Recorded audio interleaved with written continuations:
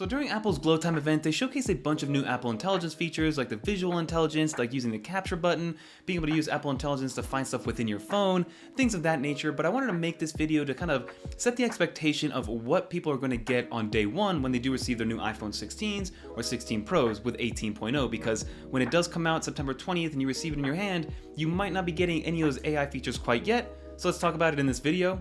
Let's get into it. So again, real quick to talk about the supported devices that are going to be getting Apple Intelligence, you're looking at the iPhone 15 Pro and Pro Max, and then all the new iPhone 16 lineup of phones. If you have any other iPhone aside from those iPhones, you will not be getting Apple Intelligence. And then secondly, for the iPads and Macs of the world, any M-powered iPad or Mac will be getting Apple Intelligence, so just take that into consideration when you are looking to purchase a new Apple device.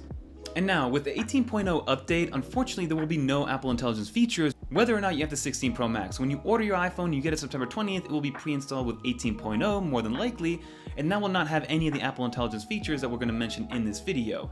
But we are on 18.1 on the beta front, and there are some Apple Intelligence features that are already being showcased in 18.1 that can be used right away. Some of the things to take into consideration is that you will be getting the new Siri animation, and that's already live with 18.1. You do have the new cleanup feature, which is the object removal tool inside the Photos application to remove things that you don't want in a certain photo. You do have all the nice writing tools, which helps you summarize and proofread and kind of change formatting of different text that you have, whether it's in your notes or in the email. That's all native to the OS, so no matter what application you're in, those writing tools, if your keyboard shows up, then you're able to use those writing tools. You also have things like memory generation, where it makes a movie based on a little bit of a prompt that you put inside of the Photos application, which in my opinion is one of my favorite ones. And maybe if you have photos of families and loved ones, they want to make a movie and from an old trip, I think it's an awesome new feature. Then you have the summarization in your notifications, which came with 18.1, and again, we're still in 18.1 beta, and when you're watching this video, 18.1 should be coming out at the end of October, but this is how it currently is as of the Apple glowtime event with 18.1 beta. But like I said, you do get the summarized notifications, so if you get an abundance of notifications from iMessage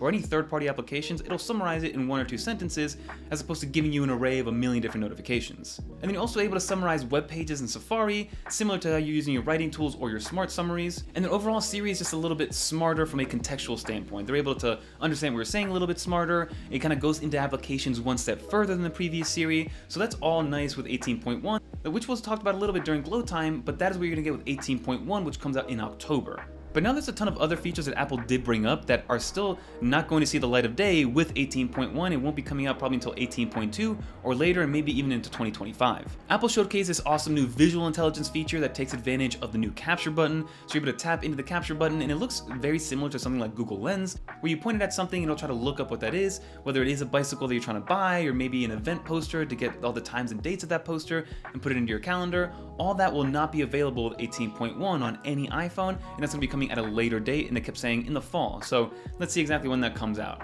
Some other features that they kept talking about were things like image playgrounds and Genmoji, so being able to generate an actual custom emoji based on a prompt that you give inside of iMessage. That will not be available 18.1. Image playgrounds is the same thing. You develop a prompt and then it creates some sort of image based on that prompt that you give it in different kind of genres and form factors. Also a feature that's not going to be available, unfortunately, until probably 18.2 or later. Another big one is going to be contextual rules inside of the native applications and inside of your entire OS.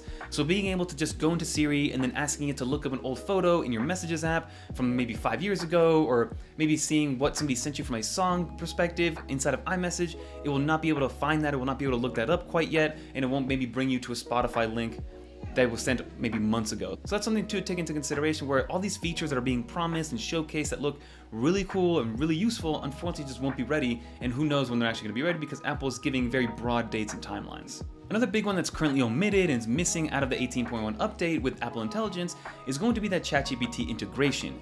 As of right now, Apple's been telling us that everything's gonna be done on device, and for those situations where maybe it does have to go into the internet and go to figure out exactly what's going on from a more of a timetable standpoint, it's going to reach out to ChatGPT, and every single time it reaches out there, it will ask for your permission to do so, and it will not just go to ChatGPT without your permission. But unfortunately, as of right now, even in the 18.1 beta, ChatGPT, that integration is not available, and who knows when that's going to be coming out, very similar to those other features that I've been talking about earlier in this video. So again, Apple Intelligence right now is a little bit kind of broken, it's very segmented. Apple, in my opinion, hasn't given us a good direction on what to expect, when to expect it.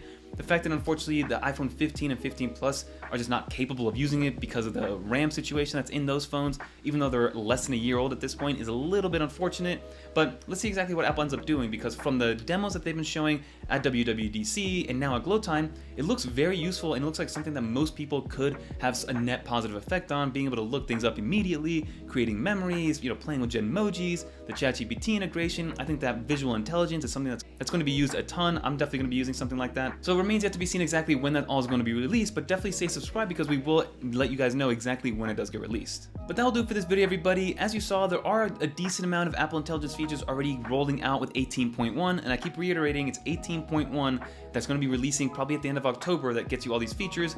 18.0 will have 0 Apple Intelligence features no matter what device you're on. But let me know in the comment down below what you think. Are you picking up a new iPhone just because of Apple Intelligence? Are you excited for Apple Intelligence? Do you not care for it? Do you not see use cases? Let's discuss in the comments down below, because I'm a little bit in the middle. I see some good use cases, but I also see a bunch of stuff that's more gimmicky that I probably won't use as often, and I'm curious to know exactly what your takes are. But that'll do it, everybody. If you made it to the end, leave a little dolphin in the comments down below so I know you made it to the end. And if you guys want to watch more videos like this one, click on one of these right here. And until next time, I'm Fernando, and I'm out of here, everybody. Peace.